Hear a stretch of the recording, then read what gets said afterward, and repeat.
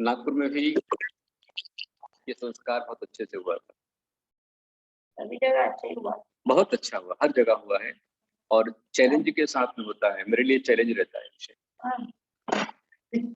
समाज को चैलेंज लगता है कि आखिर गुप्तिनंदी आचार्य कैसे इतने बच्चों को इकट्ठा करेंगे।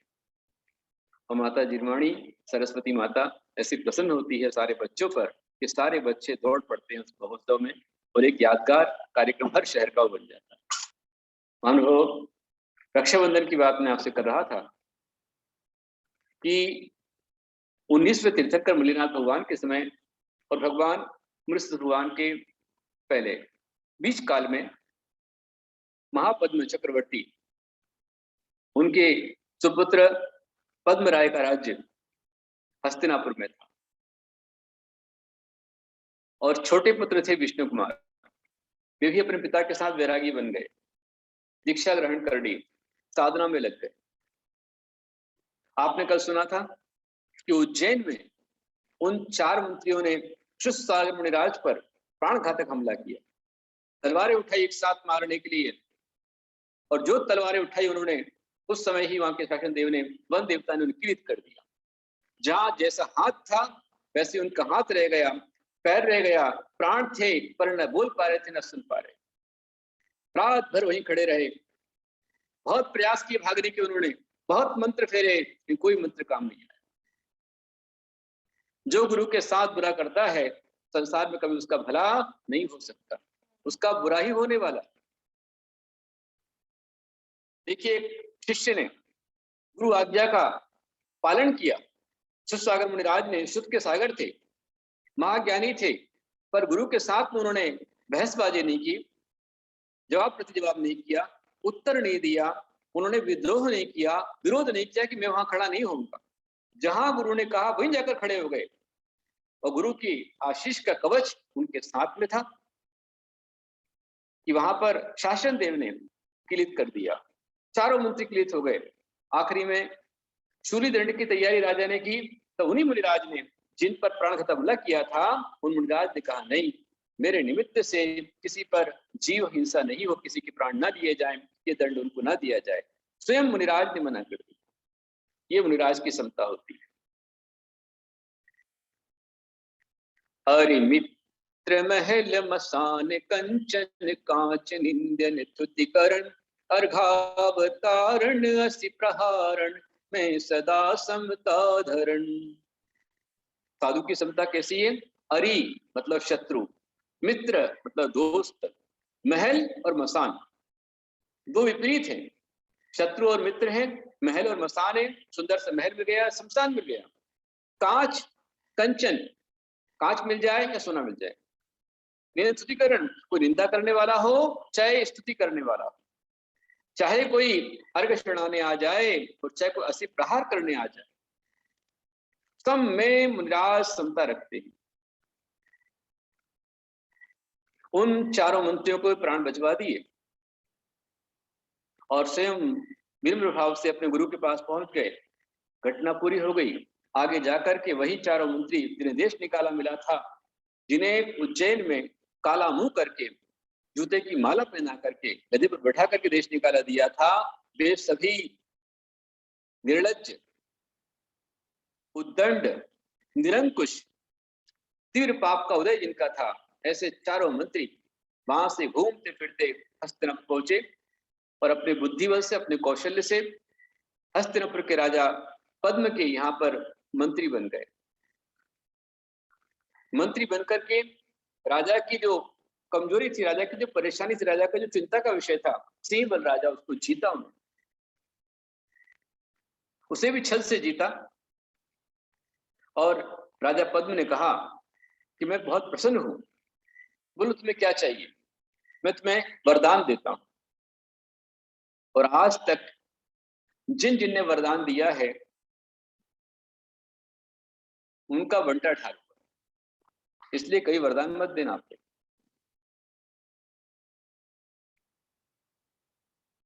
दशरथ जी के 2 वरदान दिए थे, उससे पूरी रामायण हो गई। राजा हरिश्चंद्र ने सपने वरदान दिया, उनका सब चला गया।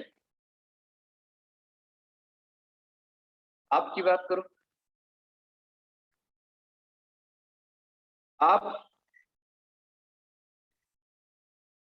दुल्हन के हाथ की वरमाला पहनते हो और दुल्हन दूल्हे के हाथ की वरमाला पहनती है, और दोनों एक दूसरे के वर पूरे पूरे करते करते सारा जीवन चलाते थे, कई वर पूरे नहीं होते। कितने अच्छा संपन्न परिवार हो, कितने अच्छे सुखी परिवार हो, पर जब भी कभी पति पत्नी दोनों साथ बैठेंगे तो एक ही बात आएगी, पत्नी कहेगी गुरुदेव समझाओ, ये मेरी सुनते नहीं, और पति कहेगा गुरुदेव इसको समझाओ, बहुत गुस्सा करता है। ये दोनों की शिकायत हमेशा मेरे को मिलती है। कितनी अच्छा समझदार परिवार। सुनते नहीं है सबसे बड़ी समस्या। राजा ने वरदान दिया, बोलो क्या चाहिए, मैं तुम्हें वरदान देता हूं, फंस गए।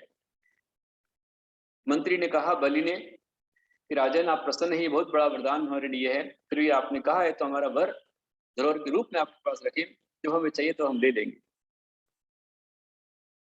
और राजा के साथ थे, इतने कुछ समय बाद बिल्कुल सही है, सुचेता ने लिखा है ये संसार है गुरुदेव, हम इसमें फंस गए। हर एक को लगता है ऐसा, फंसने के बाद लगता है हम फंस गए, लेकिन जब तक नहीं फंसे तब तक फंसने के लिए तैयार रहते हैं। ये शादी का लड्डू संसारी प्राणियों के यदि ऐसा है कि जिनने नहीं खाया वो दुखी है और जिनने खा लिया वो भी दुखी है, कहाँ फंस गए हम लोग आनंद में, अपन झंझट में नहीं फंसे, जाल में नहीं है, आनंद। अब ज्ञानी बन जाओ, जब जागो तभी सवेरा, जिस समय जाग जाओगे उसमें सवेरा हो जाएगा। अपना वैराग्य जगाओ, अपना ज्ञान जगाओ और आत्म कल्याण के रास्ते पर लग जाओ। अपना भी दीप जलाओ, संसार में सबका दीप जलाओ। मानो शास्त्र मुनिराज हस्तिनापुर पहुंचे। राजा पद्म ने पूरी प्रजा के साथ, पूरी हस्तिनापुर की जनता ने बड़े जोर शोर से मुनिराज का भव्य स्वागत किया। हर घर घर में चौके लग रहे, वृत्ति चल रही, सेवा चल रही। हस्तिनापुर में आनंद का आनंद छा गया। पूरे कुरु प्रदेश में, कुरुदांगल देश में खुशियों का सैलाब उमड़ पड़ा कि अकंपनाचार्य जैसे महान आचार्य जो अकंप हैं, नाम इनका अकंपनाचार्य, सागर के समान विशाल गंभीर थे, अकंप थे। ऐसे अकंपनाचार्य शास्त्र मुनिराज के साथ जब पहुंचा, आप देखो, अनुभव करो, विचार करो, सोचो, यदि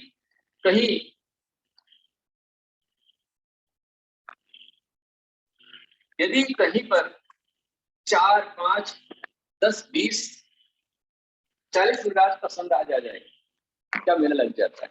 हमने देखा है जिस समय हमारे गुरुदेव आचार्य कुंभ सागर गुरुदेव का संघ 1992 में जब रोहतक से जयपुर आया था,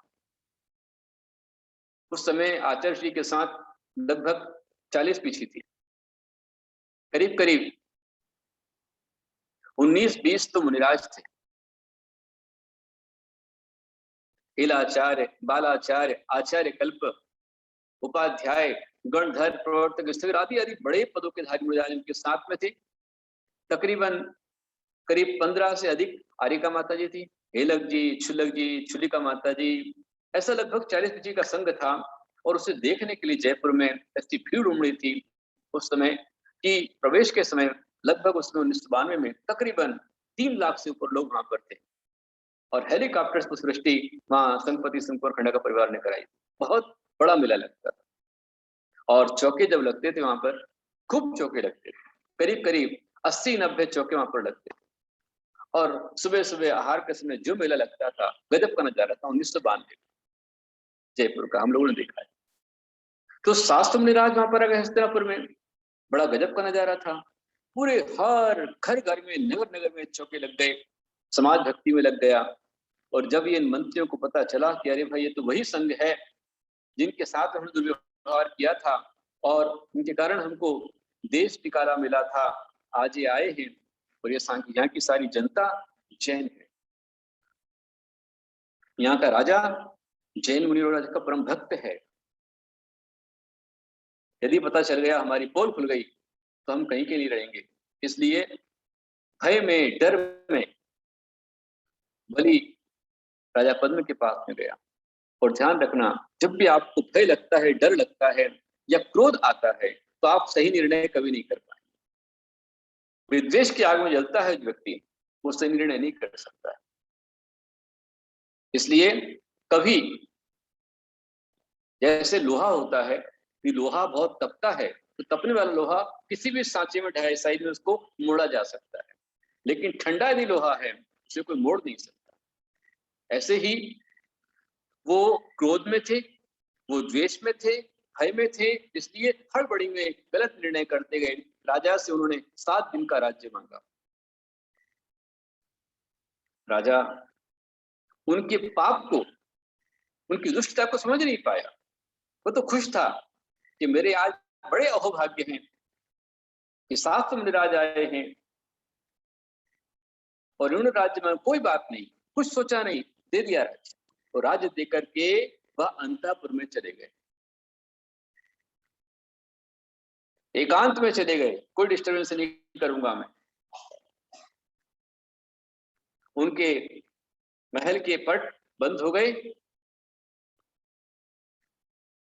और जैसे ही राजा ने मुंह फेरा, 7 दिन का राजा जो बना था, जैसे बोलते ना कि चूहे को हल्दी गांठ बन जाए पंसारी बन जाता, जब चूहे को चिंदी मिल गई तो पूरा व्यापारी बन जाता। ऐसे ही 7 दिन का राज्य पाकर के वो बलि निरंकुश हो गया। उसने मुनिराज के चारों ओर, जहां 7 मुनिराज बैठे थे, उनके चारों ओर भयंकर बाढ़ लगा दी, झाड़ियां लगा दी, कठिन झाड़ियां लगा दी, पैक कर दिया। कहीं से जा नहीं सकते और आ नहीं सकते, कोई प्रजा नहीं जा सकती, कोई जनता नहीं जा सकती, कोई मुनिराज यहाँ नहीं जा सकते। और मुनिराज के चारों ओर प्रारंभ किया यज्ञ, इसका नाम था नरमेध यज्ञ। ऐसा यज्ञ जिसमें हिंसा ही हिंसा थी। चारों ओर से हजारों पंडित हवन कुंड के अंदर, हवन की बलि वेदी पर हजारों पशुओं को होम रहे थे।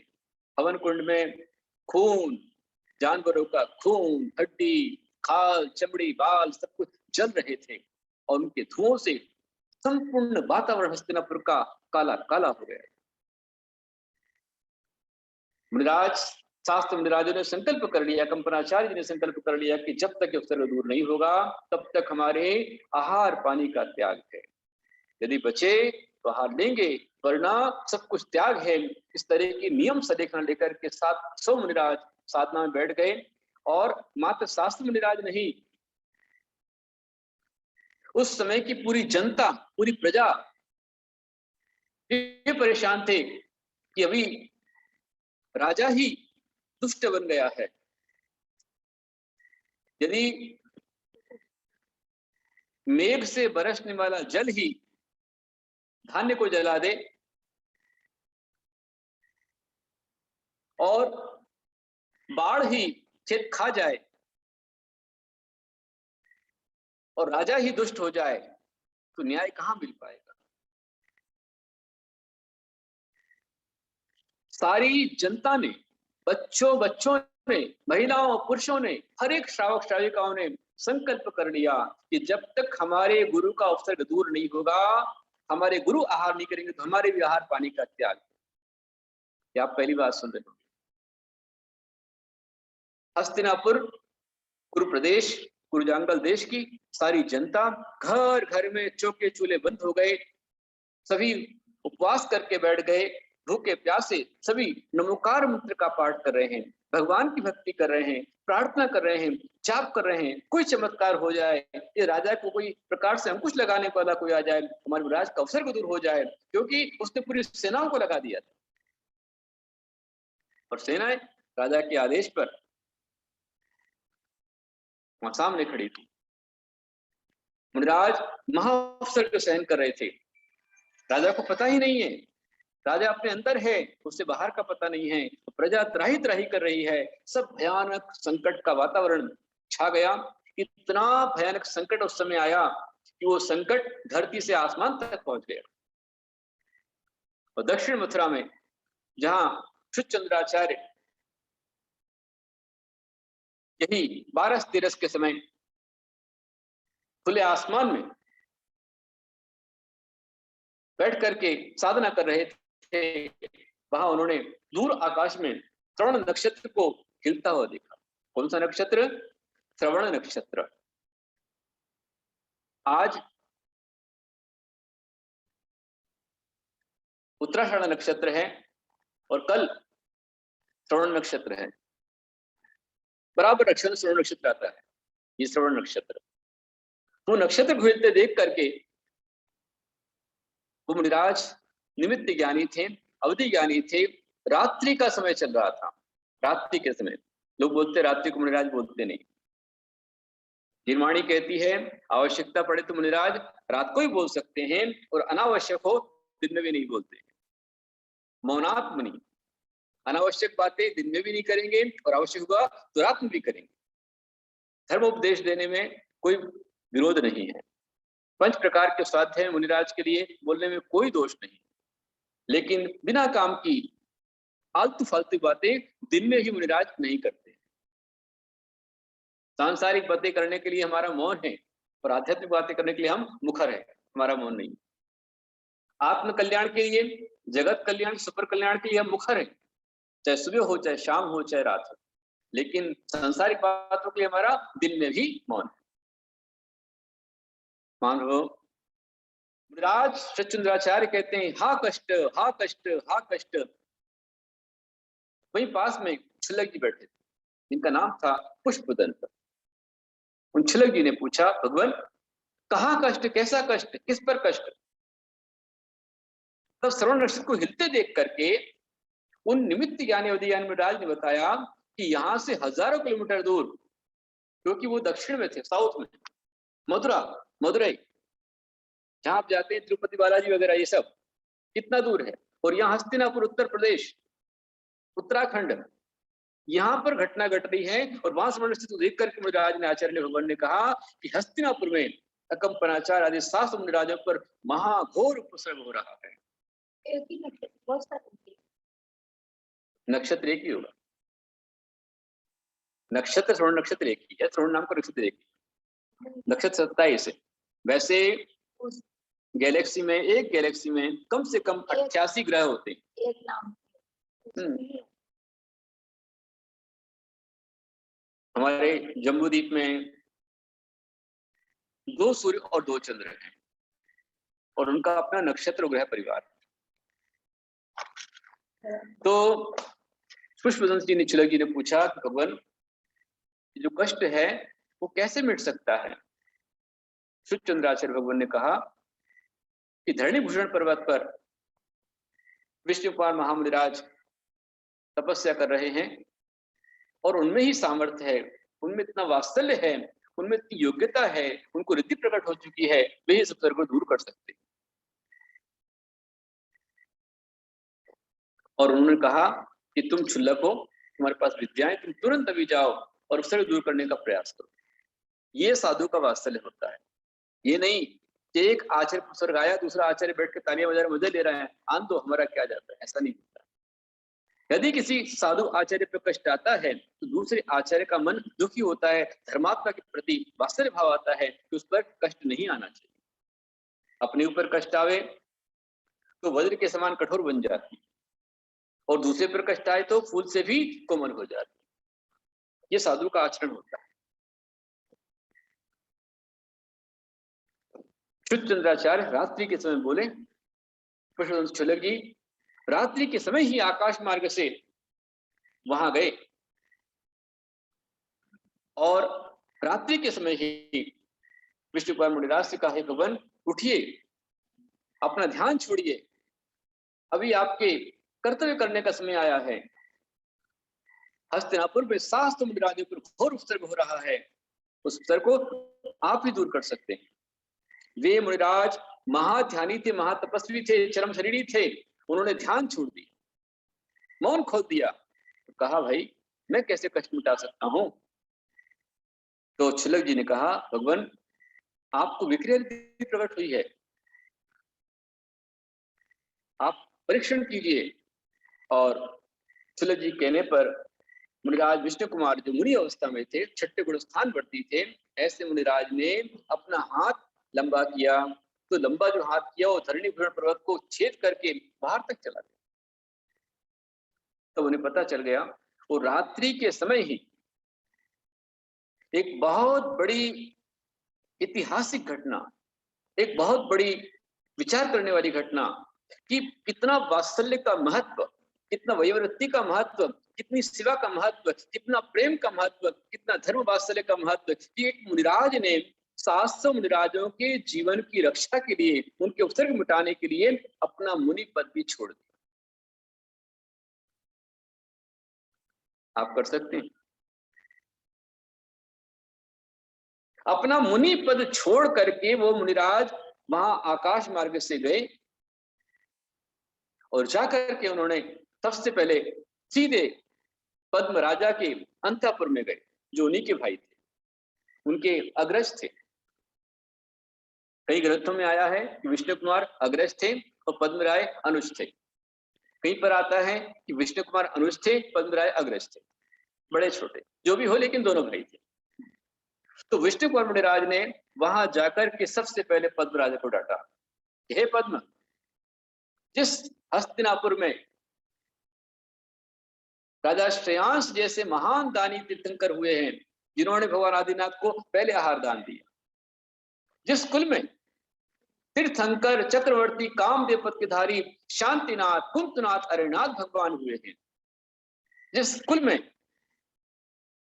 जय कुमार जैसे महा मेधावी सेनापति रत्न हुए हैं, महादानी हुए हैं, उस कुल में जहां महापद्म स्वयं चक्रवर्ती जिन्होंने दीक्षा ग्रहण की, ये हस्तिनापुर सदियों से युगों से मुनिराजों का परम भक्त रहा है, और यहाँ मुनिराज पर ऐसा उपसर्ग तूने कैसे शुरू किया है?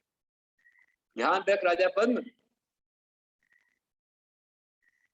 मुनिराज घी के समान होते हैं। घी जब तक शीतल है, शांत है, ठंडा है, वो घाव को भर देता है, और यदि घी हद से ज्यादा गर्म हो जाए तो हड्डी तक को जला देता है। राजा पद्म ने क्षमा मांगी, कहा भगवान मैं स्वप्न में भी मुनिराजों को उपसर्ग करने का सोच भी नहीं सकता, मेरे साथ छल हुआ है, मेरे साथ धोखा हुआ है, मुझसे 7 दिन का राज मांगा गया और मैं निश्चिंत होकर राज देकर के बैठ गया, उसमें उपसर्ग हुआ है। हे भगवान मैं वचनों से बंधा हूं, लेकिन आपने बंदे में आपसे प्रार्थना करता हूं कि उपसर्ग को दूर कीजिए। जब राजा ने कहा तो विष्णु कुमार मुनिराज ने, जो उनकी अच्छी उच्ची अवगाहना थी, उन्होंने अपनी विक्रिया से एक बहुत होने ब्राह्मण का रूप बनाया। हवन रक्षाबंधन पर क्यों किया जाता है मैं आपको बताऊंगा।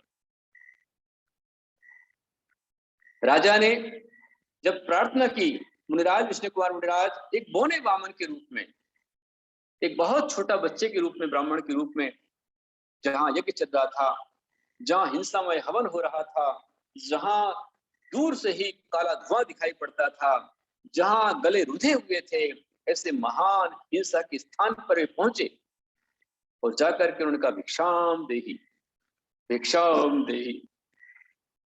बलि राजा ने देखा कि एक ब्राह्मण, एक बौना सा बच्चा आ रहा है, कहा बोलो विप्र देवता, भाई मैं राजा हूं, तुम्हारा पूरा सम्मान होगा, बोलो तुम्हें क्या चाहिए। विष्णु कुमार जी ने कहा कि मुझे 3 डग भूमि चाहिए। बात सुनकर के, विष्णु कुमार की बात सुनकर के बलि राजा हंस पड़ा। उसने कहा अरे ब्राह्मण, तू जितना छोटा है तेरी बुद्धि उतनी छोटी है, 3 डग, चल दे मेरे डग से 3 डग ले ले। उन्होंने कहा नहीं, तेरे नहीं, मेरे डग से 3 डग चाहिए।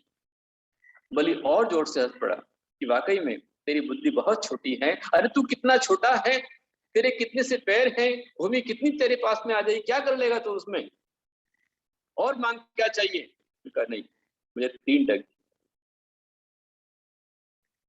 बलि ने कहा ठीक है, मैं 3 डग भूमि देता हूं। विष्णु कुमार ने कहा संकल्प कर, और कमंडल का जल छोड़ा हाथ में लेकर के। और बलि ने कहा मैं राजा बलि अग्नि की साक्षी में, सबकी साक्षी में संकल्प करता हूं कि मैं इस ब्राह्मण विष्णु कुमार को 3 डग भूमि देना संकल्प स्वीकार करता हूं। और जैसे उसने संकल्प किया, वैसे करते ही विष्णु कुमार जी ने अपनी विक्रिया से महारूप धारण, जिसे कहते हैं महिमा रिद्धि। पहले उन्होंने छोटा किया, उसको बोलते हैं अणिमा रिद्धि। रूप छोटा बनाया अणिमा, बड़ा बनाया महिमा, बहुत विशाल बना दिया, बहुत विशाल, इतना विशाल कि एक डग उनका पड़ा सुमेरु पर्वत पर और दूसरा डग उनका पड़ा मानुषोत्तर पर।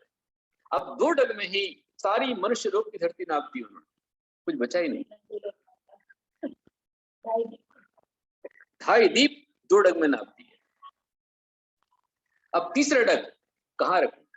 बल्ले का मेरी पीठ पर रखो। और जब पीठ पर पैर रखने गए तो पूरे देश में, पूरे विश्व में, पूरे मध्य लोक में हलचल मच गई।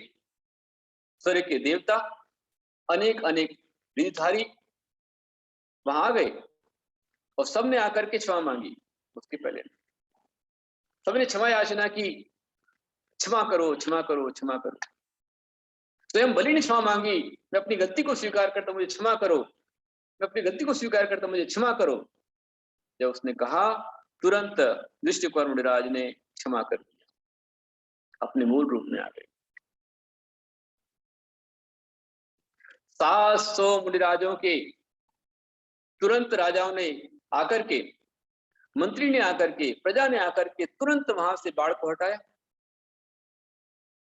देखा तो देखा नहीं गया, अनेकों मुनिराज मूर्छित पड़े हैं, रूप एकदम काला हो गया है, धुएं से शरीर पूरा काला हो गया है, आंखों से खूब खून जैसा पानी आ रहा है, गले रुंधे हुए हैं, बेहोश पड़े हैं, मुनिराज मूर्छा में हैं, लेकिन अपनी समता नहीं छोड़ी।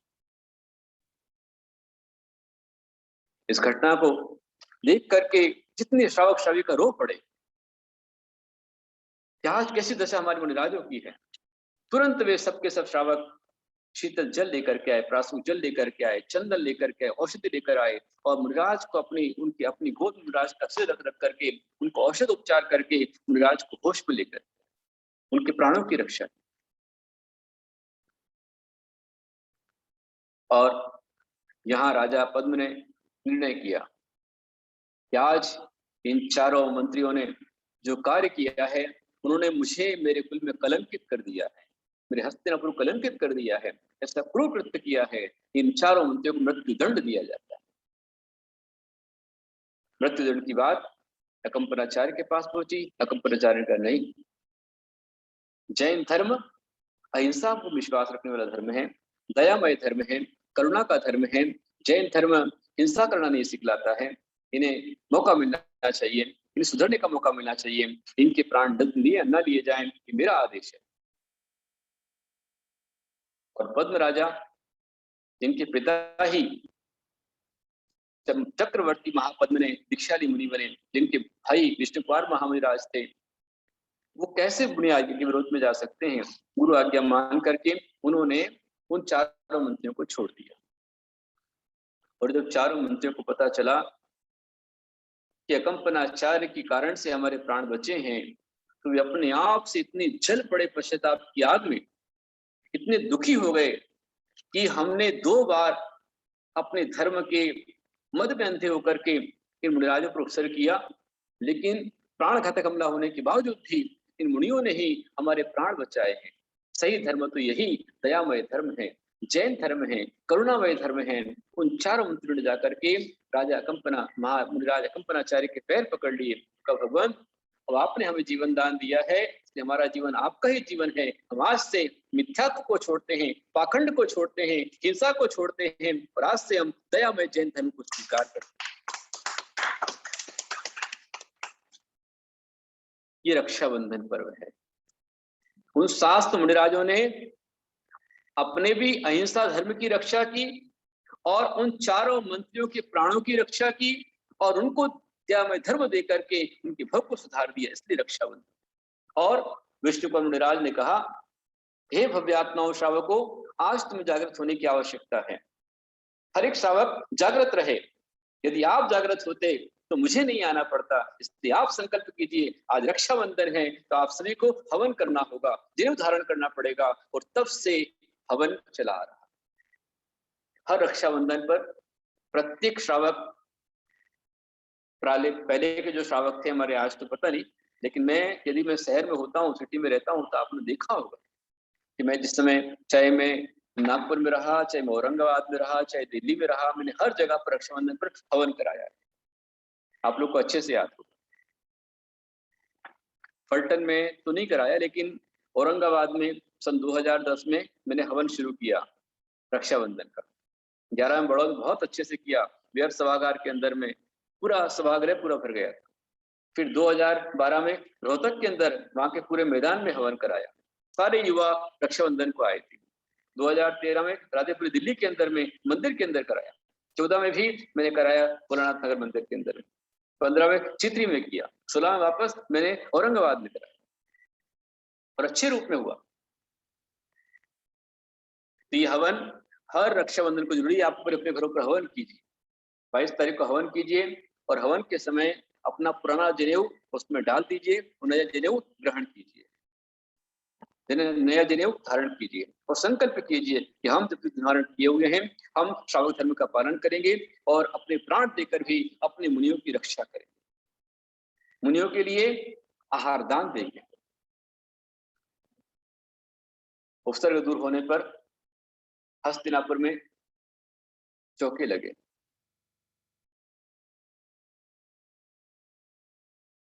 किती चौका लागला? पूरे पूरे हस्तिनापुर में चौके, हर घर में चौके।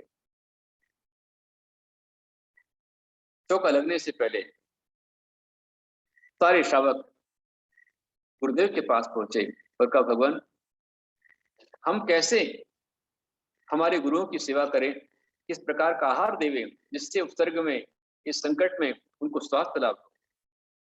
तब आचार्य भगवान ने कहा, देखिए, आचार्य भगवान माता के समान होते हैं, पिता के समान होते हैं। उन्होंने उन 4 वंशियों की भी प्राण की रक्षा की और अपने शास्त्र मुनिराजों के रत्नत्रय की रक्षा की। उन्होंने कहा कि रक्षाबंधन को तुम इन मुनिराजों के कंठ धुएं से रुद्ध हो चुके हैं, 7 दिनों से एक बूंद पानी नहीं गया है, आहार नहीं किया है और धुएं के अंदर में इनके गले में कांटे उठाए हैं। इनके जीवन की रक्षा के लिए आप सभी अपने घर पर सेवई बनाएं। तो उपवास नहीं करना होता तो भी करना होगा। कौन उपवास करना चाहेगा? 7 दिन तक उपवास करना पड़ा। हाँ, बतलाए थे ना आपको। तो सेवैया चावल की नहीं, आटे का जो बिया होता है, सेवैया होता है, और क्या क्या होता है, बीज बोलते हैं, बटुआ बोलते हैं, साऊजी बाजार में बटुए की खीर बोलते हैं, और कहीं पर सेवैया बोलते हैं, कहीं सेवई बोलते हैं, कहीं बिया बोलते हैं, एमपी में बिया बोलते हैं। वो जो मतलब आटा होता है, आटे की बिल्कुल गोल गोल बिल्कुल बारीक बारीक जो है तार जैसी बनती है और सेक करके, घी में सेक करके दूध में खीर उसकी बनाई जाती है, सेवैया बराबर। तो हर नियम से बनती है। मैंने देखा 2011, 12, 13 में बड़ौद में रहा, रोहतक में रहा, दिल्ली में 2 साल रहा, तो मैंने देखा रक्षाबंधन पर हर घर में एक चित्र लगाया जाता है। वो चित्र आपको हमारे दिल्ली से जो सुधा जी यहाँ पर हैं, अथवा सुनीता है, अथवा यहाँ पर देखा है रोहतक से सुमन जी हैं, ये दिखला सकते हैं आपको, या हो सकता है और दिखला दे। एक चित्र बनाया जाता है, मैंने आपके औरंगाबाद में बनवाया था 2016 में, पूरी झांकी बनवाई थी। 2018 में नागपुर में बनवाया था, पूरी झांकी बनी थी अच्छी बढ़िया, जिसमें 700 गुणिराजों का दृश्य दिखलाया था। और ऐसा चित्र वहां पर आज भी हर घर में लगाया जाता है, याद किया जाता है। और सबसे पहले वहां के श्रावक दिल्ली के लोग पहले मंदिर भगवान को राखी बांधते हैं, गुरु को राखी बांधते हैं, उसके पश्चात घर की राखी बनती है और सभी लोग बहुत तत्पर रहते हैं गुरु सेवा। रक्षाबंधन विशेष पर्व है। मुनिराज विष्णु कुमार मुनिराज ने उन शास्त्र मुनिराजों की रक्षा की उसके पीछे मुनि पद छोड़ दिया, तो मुनि पद छोड़ने पर उनके द्वारा मुनि पद छोड़ने पर उनने गलती की या अच्छा किया? मुनि पद छोड़ने पर उन्हें उसका क्या परिणाम मिला? अच्छा परिणाम मिला या बुरा परिणाम मिला? जानना चाहते हैं तो जानें कल धारावाहिक की अगली कड़ी, अंतिम कड़ी। अभी समय हो चुका, 9:15 बज चुके हैं, इसलिए आज अपन इतना ही रहने देंगे और कल अपन और आगे समझेंगे, प्रयास करेंगे। आज इतना ही। बोलो अकम प्राचार्य शास्त्र महामुनिराज की जय।